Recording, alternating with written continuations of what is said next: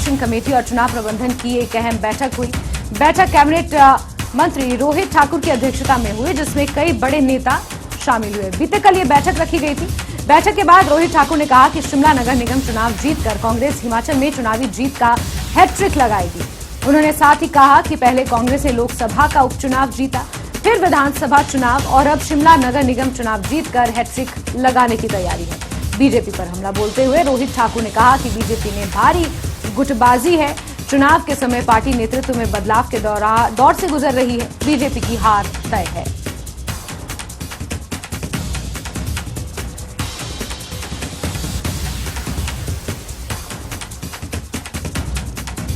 ये इनकी पार्टी का आंतरिक मामला है। ये चाहे किसको बनाए किसको निकाले, इससे हमारे को कोई फर्क नहीं पड़ता। लेकिन मैं समझता हूं जिनको चुनाव से की संध्या पर इस तरह से परिवर्तन लाना, कहीं ना कहीं भारतीय जनता पार्टी को अपने आप को बैकफुट में महसूस कर रही है। और मुझे पूर्ण विश्वास है, चाहे हमारे कार्यकर्ताओं की मेहनत से, जनता जनार्दन के आशीर्वाद से कॉर्पोरेशन में कांग्रेस पार्टी का ध्वज लहराएगा। इसके विपरीत भारतीय जनता पार्टी का जैसा भी बताया गया, इसमें अभी परिवर्तन की दशा में चला हुआ है। कौन आज वर्तमान में प्रधान है, कल को नहीं रहता है। मात्र 4-5 दिन के आसपास का समय है और वैसे भी युद्ध के समय में अपने सेनापति बदले नहीं जाते।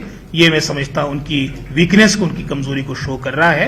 कानून के हिसाब से कार्य होगा। जो गलत हुआ है अतीत में 5 वर्षों के दौरान, चाहे वो किसी भी क्षेत्र की बात है, मैं समझता हूं सारी बातें सामने आएगी। लेकिन वर्तमान में हम अपने मैनिफेस्टो के माध्यम से, जो मैं समझता हूं आने वाले कल आप जनता जनार्दन के समक्ष होगा और हमारे मुख्यमंत्री, हमारे पार्टी अध्यक्ष इसका प्रारूप जनता जनार्दन के सामने लाएंगे एक पॉजिटिव एजेंडा के साथ। जैसे हम विधानसभा के इलेक्शन के दौरान भी गए थे, जब एक तरफ भारतीय जनता पार्टी कहती थी कि हम तो 20 साल 25 साल कभी 50 साल जोश में कह देते कि हम 50 साल के लिए सत्ता में आ गए, वहां पर भी अच्छे बहुमत के साथ, हालांकि पूरे केंद्र सरकार की भारतीय जनता पार्टी का पूरा तंत्र यहां पर लगा था, उसके बावजूद भी अच्छे बहुमत के साथ कांग्रेस पार्टी सत्ता में आई।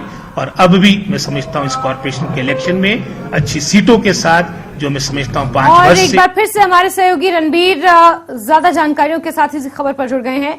रणबीर, रोहित ठाकुर काफी कॉन्फिडेंट नजर आ रहे हैं और जीत की हैट्रिक लगाने का दावा यहां पर कर रहे हैं। जिस तरीके से उपचुनाव जीता गया, फिर विधानसभा चुनाव और अब कह रहे हैं कि शिमला नगर निगम चुनाव भी कांग्रेस जीत कर दिखाएगी। रणबीर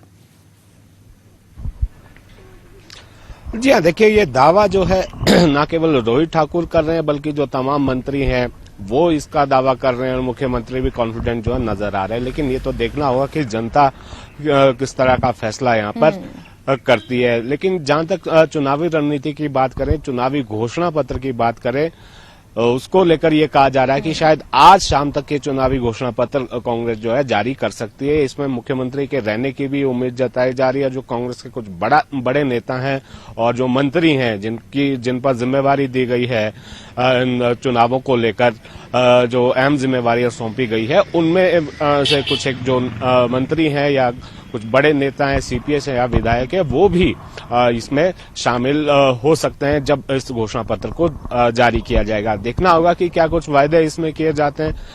विधानसभा चुनावों को इस समय तो 10 बड़ी गारंटियां दी थी। इन चुनावों के लिए क्या कोई गारंटी दी जाएगी, या फिर जो परंपरागत तरीके से जो राजनीतिक दल होते हैं उनका जिस तरह से चुनावी घोषणा पत्र रहता है, क्या इसी तरह का वही हो गया, नया इसमें क्या होगा, ये देखने वाली बात होगी।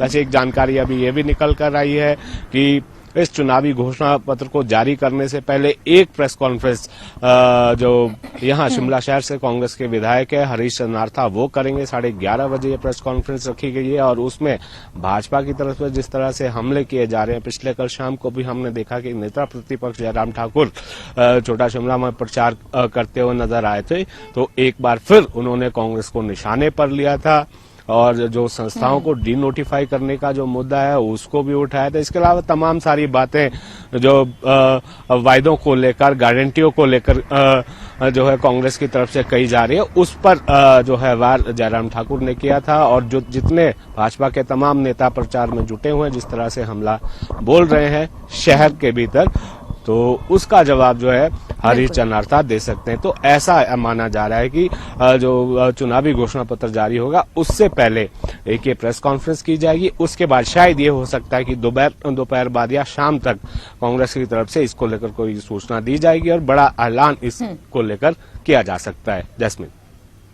बिल्कुल बिल्कुल रणबीर, इंतजार इसी का रहेगा कि कांग्रेस अपने घोषणा पत्र में किन वादों को शामिल करेगी शिमला वासियों के लिए। लेकिन रणबीर, बहुत शॉर्ट में आपसे इसका जवाब चाहेंगे, क्योंकि अगर घोषणा पत्र के अलावा बात की जाए, विधानसभा चुनाव के दौरान जो वादे किए थे उसमें ओपीएस का एक सबसे बड़ा वादा किया था, और शिमला क्योंकि कर्मचारी बाहुल क्षेत्र है, भारी मात्रा में यहां पर कर्मचारी काम करते हैं, तो क्या इस चीज का फायदा भी कांग्रेस उठा पाएगी इन शिमला नगर निगम चुनावों में जो ओपीएस को लेकर वादा किया था जनता से?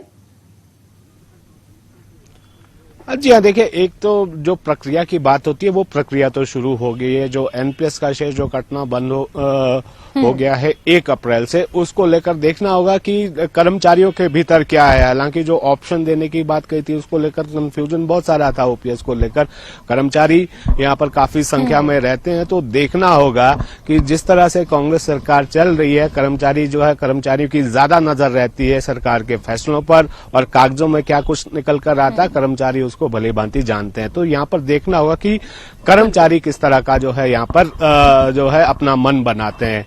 और शिमला शहर की बात करें तो यहाँ पर व्यापारी वर्ग भी ज्यादा है और जो स्थानीय लोग हैं उनके अपने मुद्दे हैं। तो यहाँ पर ये देखना काफी अहम रहेगा कि जनता क्या फैसला लेती है। हालांकि सीधे तौर पर हम देखें तो दोनों ही दल, जो प्रमुख दल है भाजपा और कांग्रेस, अपनी अपनी जीत का दावा तो कर ही रहे हैं, लेकिन जनता क्या फैसला लेती है ये देखना होगा। जैस्मिन। बिल्कुल रणबीर, और इसमें कोई दो राय नहीं है कि शिमला की जनता को लुभाना इतना आसान भी नहीं है। रणबीर, आज घोषणा पत्र जारी होगा, नजर आप बना के रखें, जुड़ेंगे आपसे, जानकारियां लेते रहेंगे। फिलहाल के लिए आपका बहुत शुक्रिया।